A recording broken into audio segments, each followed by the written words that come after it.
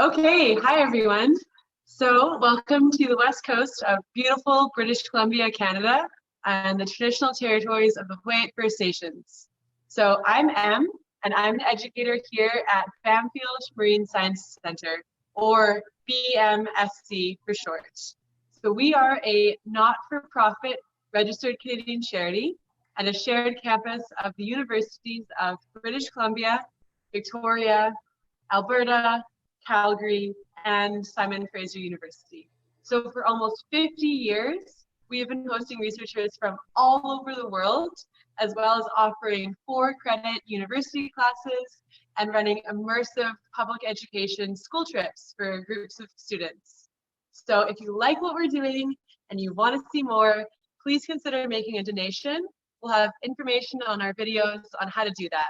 As well, we've got links to our website, so you can check out all the cool stuff that we're up to. So right now we are in the Macmillan building, better known as the Whale Lab. So let's go take a look at why we're going to call it the Whale Lab. So as you can see, we've got this lovely, massive whale skeleton. This building was actually built to accommodate this whale. So I'm going to be asking you lots of questions during this live stream, and young and old, experienced and unexperienced, I want all of you to chime in and try to answer the questions I'm going to throw to you. The first question, I want you to all type into the comments and let me know how old do you think this whale was when it died. So see if we have any whale experts. And while you're thinking about whale ages, I'm going to throw it to another member of our team, Phil, who's going to be behind the scenes and managing all the technology stuff, and he's going to show you on Google Maps where we're located. So take it away, Phil. Hi, Em. Thanks for that. Hi, everybody. So let's just see. So if you don't know where Banfield is, we are on the far west coast of Vancouver Island. So let me give you a good idea of where we are here on using a map, using Google Maps, Google Earth here. So here's North America. Moving over, there's Vancouver Island, right down there.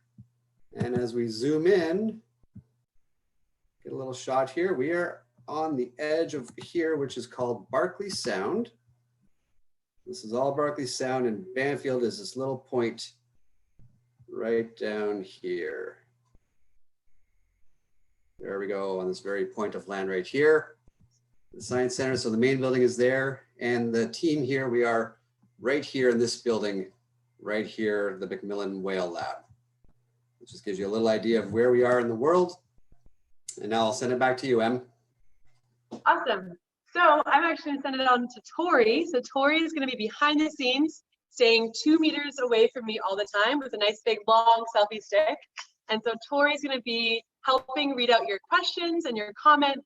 So if anything comes up, you want to know something, type it in and Tori will help get your questions to me. So Tori, you gonna say hi? Hello. So what are some of the suggestions? How old do people think the whale is? 30, 30, 25, 50. Okay. So we've got some good guesses. The whale was actually only 4 to 6 months. So it was a little tiny baby when it passed away. So that is a gray whale, and an adult gray whale could be twice the length of that one. So quite a bit larger. But we're not here today to talk about things with backbones or big fancy skeletons, enough of that stuff. We're here for marine invertebrates. So marine invertebrates are things that live in the ocean that don't have a spine. And so they're squishy and they're hard and there's all different types. But as you can imagine, it's pretty challenging to be a little critter without a spine in the ocean. So we're going to be exploring the ways that they can eat and defend themselves and reproduce and kind of adapt to this tough life. So to do that, we'll be looking at a bunch of different phylums. And so phylums are groups of animals that are really closely related. And so they are more related to each other and they're more similar to each other than they are to anything else in this room.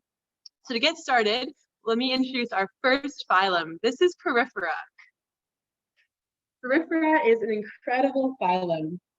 Porifera means wild pores, and you can see this animal is full of little tiny holes. So this is a sponge here, and sponges use a strategy called filter feeding. That's how they're able to eat. And so lots and lots of animals in the ocean use filter feeding as a strategy because it allows them to stay in one spot and slurp up any of the food that comes their way without having to move around and catch things. So to help visualize that, we're going to use some fluorescent dyes so you can visualize the pathway of the water through this filter feeder. So let's zoom on in on that sponge. So I'm going to put a little bit of dye in the water and we'll watch it go. The way this works is that the sponge has lots and lots of little cells with long tails, and they're able to use those long tails to generate a current. And so that current sucks up the dye through tiny holes on the outside of the sponge, and then it sucks it inside the sponge and shoots it back out. So there you go. Saw a little bit shooting back out that middle hole. So the water goes in through a small hole, past the cells with the long tails, and then shoots out through the big pore in the middle. So if you were the dye, you get shot right out because you're not very tasty. You're kind of gross, actually. But if you were a nice, yummy bit of food, that sponge would suck you in and will eat you for dinner. It's very impressive. You can see that nice, strong stream of dye.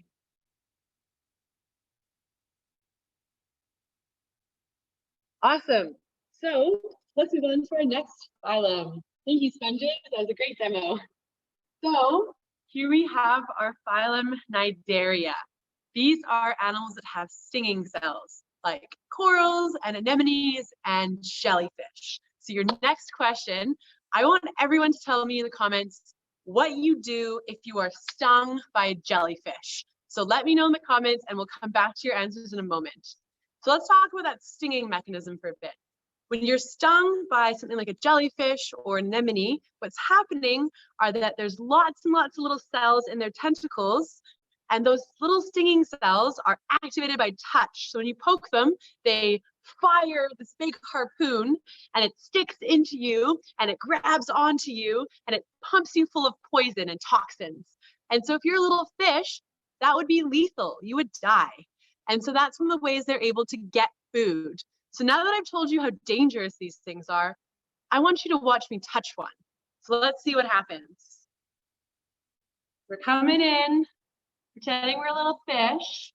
We're gonna go swim over and, oh no, we're stuck in the tentacles. And I try to pull away and you can see that it's stuck to me. Let's do it again. That wasn't a fluke, folks. When you touch them, they actually stick to you. And that's those little harpoon cells poking into my skin.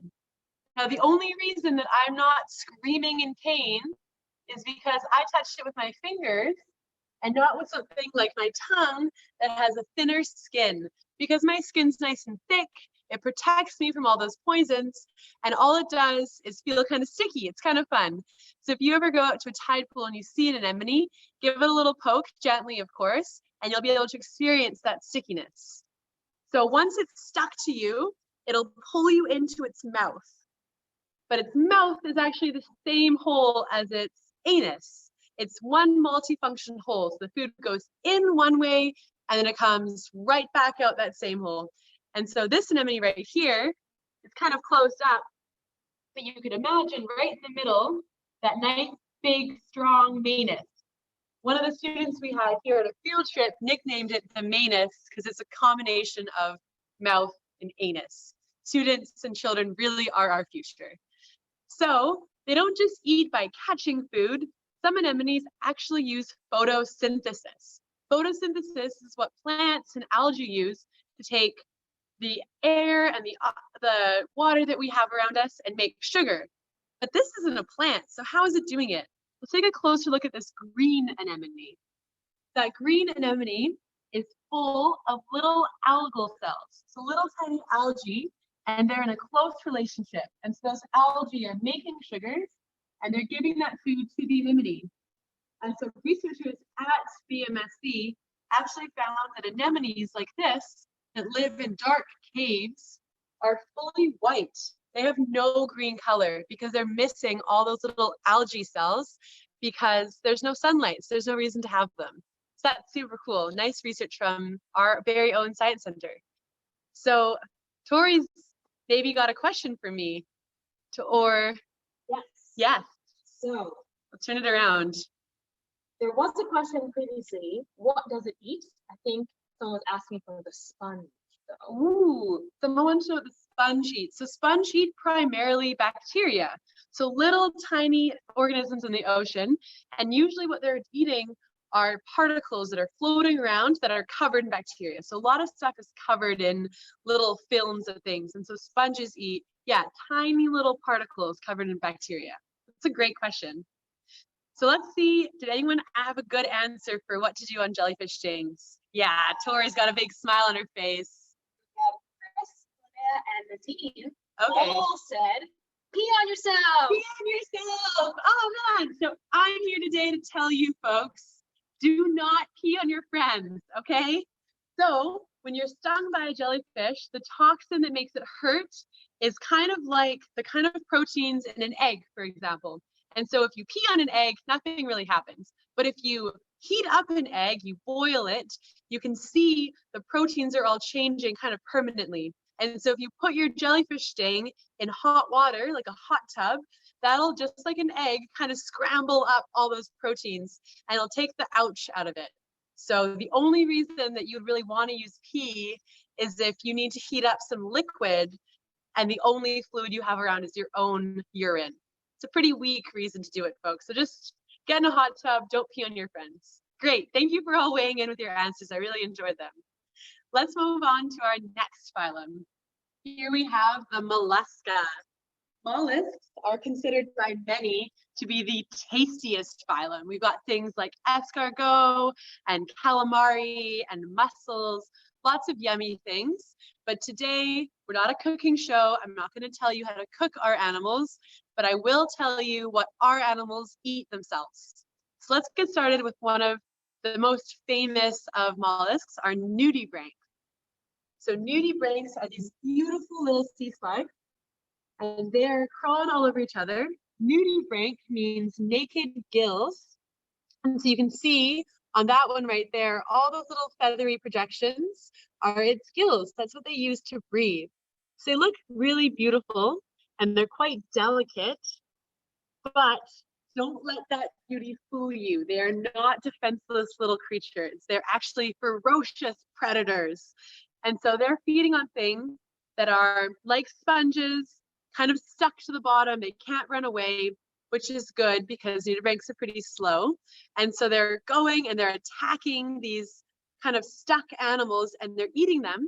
And a lot of the things they like to eat, like our anemones, have these stinging cells. And the stinging cells don't actually ward off the nudibranchs, but the nudibranchs will actually eat them and incorporate them into their own bodies. And so lots of the really colorful, beautiful ones are full of these really nasty stingers they've stolen from someone else. So they're a lot more than just a pretty face. Speaking of pretty faces, we've got our limpets. So take a look at their little mouths. Limpets are an incredible animal. They're grazers. They eat plants and algae.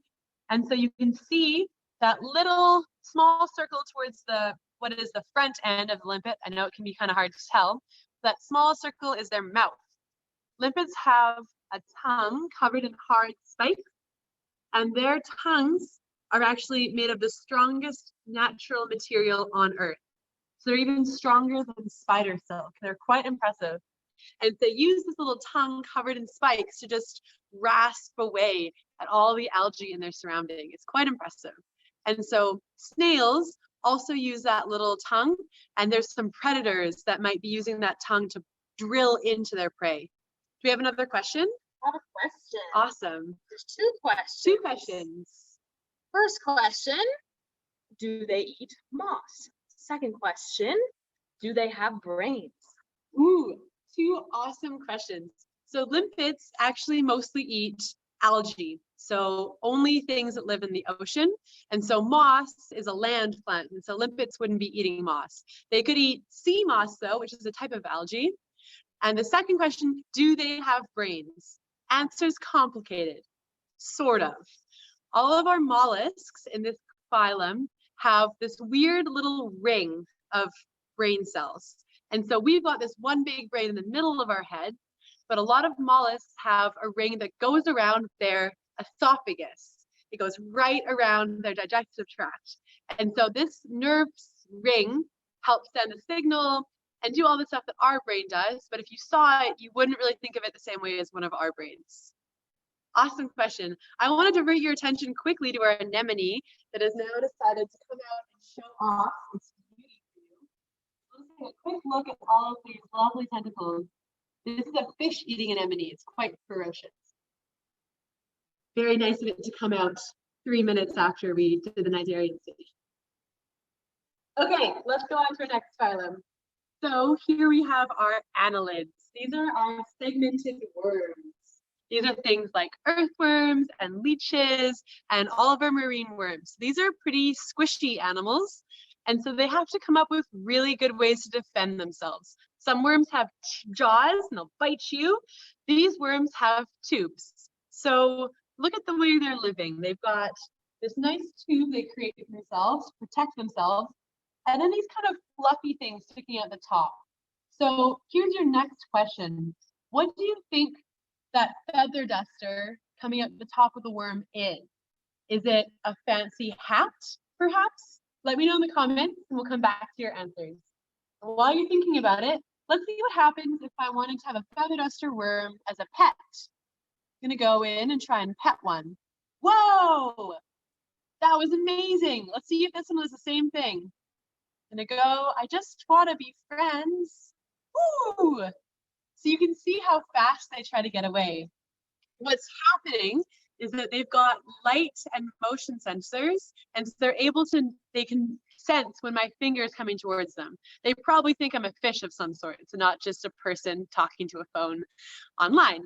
So when they see this big scary thing coming for them, they've got this one huge nerve called a giant axon, and its whole job is just to contract all of the muscles at the same time and just get away really fast. And so that's how they defend themselves, by sucking themselves back into these tubes. It's pretty smart of them. Do we have some answers for the big fluffy things on the top? Any guesses? One person said filter feeders. Ooh, filter feeders. That is exactly right. Nice job. Who is that? Do we know?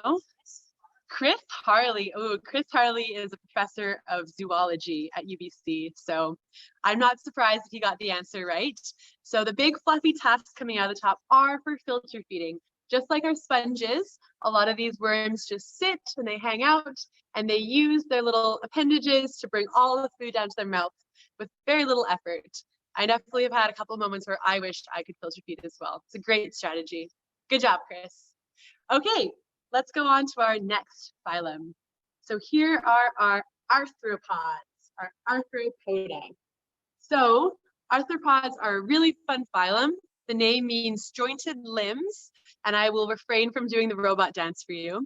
So they've got these joints in their armor, and they also have a really weird strategy for reproduction. So things that are in the group Arthropoda are spiders and crabs and all sorts of things with big long legs, but also a weird animal called a barnacle. Let's take a look. At first glance, you might think that I've just put a bunch of rocks in this tank, but they're actually barnacles. So barnacles glue their heads to the bottom of the rock, and they extend their feet up into the water, and they kick them around and use that to get food. Our barnacles are looking a little camera shy today, but that's all right. So lots of invertebrates in the ocean use a reproductive strategy that I like to think of as spray and pray, where you spray all of your eggs and your sperm into the water, and then you pray that some of them grow up into be little tiny adult babies. So barnacles and other arthropods don't use this spray and pray method like everyone else, which is kind of weird because like a lot of other marine invertebrates, they are stuck to a rock. But barnacles and arthropods use internal fertilization, just like humans do, which might get kind of difficult if you are a barnacle. So how do they overcome that? How do they adapt to it? Barnacles actually have the longest penis to body ratio of any animal ever. They can have a penis that is up to 8 times as long as their bodies, which is pretty impressive. They've also adapted to have both male and female sex organs. So they are hermaphrodites. So that means that if they're reaching as far as they can with their penis, they don't have to worry about whether or not their neighbor has compatible genitalia. Any barnacle can mate with any other barnacle. So Phil actually has a video to show you, and he's also going to talk about our very own Associate Director of Education, Dr. Chris Neufeld, and his fascination with barnacle penises. So take it away, Phil. All right, thanks, Em. So yeah, as Em mentioned, barnacles are hermaphrodites. So they technically are both sexes. And that definitely leads to, being stuck where you are. It helps to be a hermaphrodite because then it doesn't matter who your neighbor is. So just checking this out here, we have some adult barnacles feeding in the water. And that right there you see coming out is the penis that is fertilizing the one in the middle. So it reaches out and fertilizing. So that barnacle is male and female and able to fertilize the neighbor. And as Em mentioned, Dr. Chris Neufeld did research here at the Science Center to figure out if where the barnacle lived would affect the shape and size of a barnacle's penis. And what was discovered was that in high wave action areas, the barnacle's penis would be very short and stocky and able to withstand the wave action. And if it were in a bay or an estuary, it would be much longer and slender because it didn't have those forces working against it. So there you have it, the fascinating world of the barnacle. Back to you, Em. Awesome. Thanks, Phil. That was great. So let's go into our next arthropod. So if you are on the west coast of Canada and you go into the intertidal zone and you flip something over, you are likely to find shore crabs. Shore crabs are everywhere. They're lovely. They're so much fun. So shore crabs, like other arthropods, also use internal fertilization, but unlike barnacles, they have males and females. And so the way that you can tell which one is which is if you flip over the crab and look at its underbelly. So you can see this crab has kind of a beehive shaped belly. And compared to this crab here, which has more of a lighthouse shaped underbelly. So this one here with the beehive is a female. And this one here with the lighthouse is a male. So next time you go to the beach, flip over a rock, pick up the crab and impress your friend. So last but not least, one of my favorite phylums, we have the echinoderm. So echinodermata means spiny skin. And looking at something like this pokey sea urchin, you understand why they're called the spiny skin group. However, if we look at something like the sea cucumber, you might at first glance be fooled and think that this is also a pokey, dangerous animal. But when you touch them, you can see the spines are just fake. It's actually quite squishy. Silly sea cucumber, you're not fooling anyone. So sea cucumbers like this are forced to get much more creative with their defense compared to something like an urchin. So sea cucumbers don't just get a little bit more creative, they get a lot more creative. So if you're really scared of sea cucumber, if a predator attacked it, it would actually poop out all of its guts. That is its defense mechanism. It's called evisceration. And so it poops out its internal organs in a startling display of lack of regard for safety and its own well-being. And that startles the predator and also acts as kind of a sacrifice. So the sea cucumber is able to crawl away and regrow its internal organs. They're pretty incredible. The first time I held a sea cucumber when I was a student here at BMSC, I actually cried. I just sobbed because they were so beautiful and so precious. I hope all of you get a chance to hold one day. So let's take a look at this next animal. This here is a sea star and a slime star specifically. And so slime stars like these are also pretty creative with their defense. So I want you to guess, how would a sea star like this, how would this slime star defend itself? Let me know in the comments. You can see all of its amazing tube feet. These tube feet are how echinoderms move around, how they crawl across their habitat. And they're very sticky. Sometimes it's hard to get them back off. So while you're thinking about slime stars, let's think about urchins as well.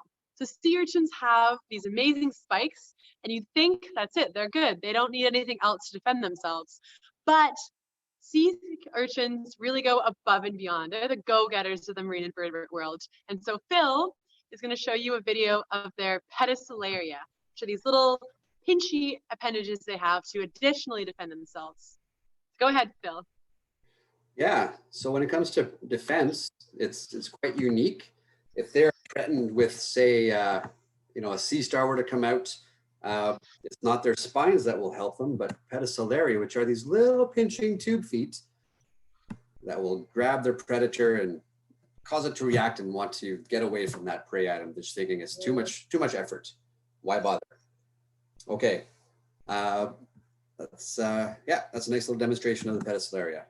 Back to you, Em. Awesome. Thanks, Phil. So someone wanted to know how long it takes sea cucumbers to grow back their guts. And that's about between 2 and 5 weeks, which sounds like a long time, but when you think about the fact they're regrowing all of their internal organs, that is pretty impressive. That's very impressive. So that's a great question. Thank you. Did anyone have any good guesses as to our slime star and how it might defend itself? So one person said with their 2 feet, they defend themselves. Another person said they drop off a limb. Dropping off a limb, sacrificial limb. That's a good idea. So our slime star actually uses slime. So if attacked by a predator, our slime star will emit a bunch of toxic slime. And that toxic slime can be bad enough to actually kill the predator. They're quite fearsome, and I'm sure lots of animals have learned to avoid this amazing animal. Awesome. That's been super great. We're going to walk over to the touch tank and we'll take a look at some of our other animals, and you can write in some of your questions. So if you've got any questions, anything you want to know, type them in right now. And we've got like 2 minutes to try and answer as many as we can. So this is your last chance to get any questions submitted.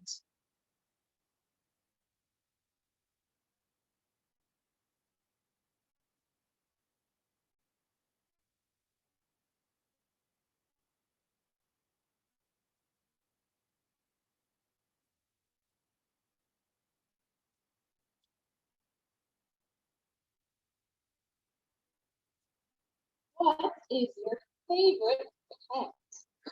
What is my favorite pet? So I don't have any pets at home right now. I have a kombucha starter. I'm not sure if that counts, but I think of all the animals at BMSC kind of as my pets, and definitely the sea cucumber. The sea cucumber is the only thing that's actually made me spontaneously burst into tears. So I'd have to say that one. Thank you. Any more questions? Phil, are there any more questions from YouTube?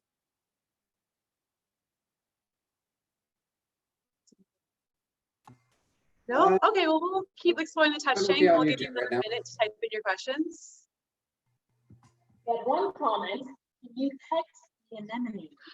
Pet the anemone, yes. Whoa, sticky. So, you've all seen Nemo, I'm sure.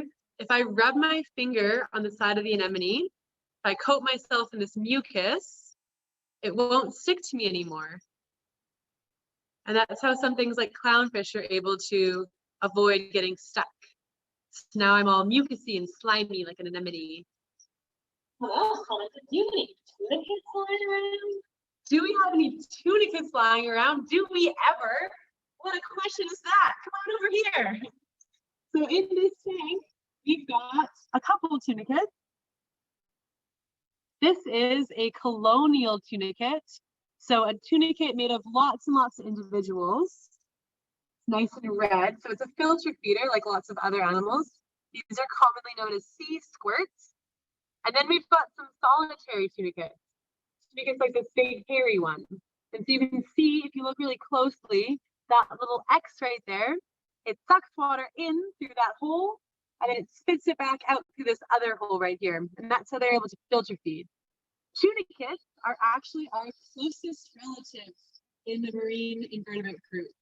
So we are in the same phylum as tunicates because they, at some stage in their life, have a really basic spine almost. It's not bony, but it's a flexible rod. And so we're all in the same phylum together, and that's the chordata. Great question. Any more questions? I saw a few, but I couldn't catch them. Maybe Phil can pick up a question or two. Maybe one more question, Phil. Can you ask us one?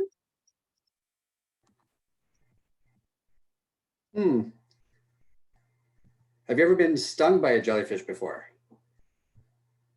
I've never been stung by a jellyfish, luckily. It's a great question. So thank you all so much for coming and joining us today. And thank you to Tori for filming and answering questions. Thank you to Phil for dealing with the technology. And thanks to all of you at home for tuning in. It was really fun to hang out with you. So we're doing a live fish feed on Thursday if you missed it last week. And just watch our Facebook page and our Twitter accounts and our Instagram profile for any updates on our more live labs. And again, if you like what we're doing and you want to see more, consider making a donation, and Phil will have that information in the video notes on how to do that. So from all of us here at Banfield Marine Sciences Center, thank you very much, and hopefully we'll see you soon. Bye. Bye, everyone.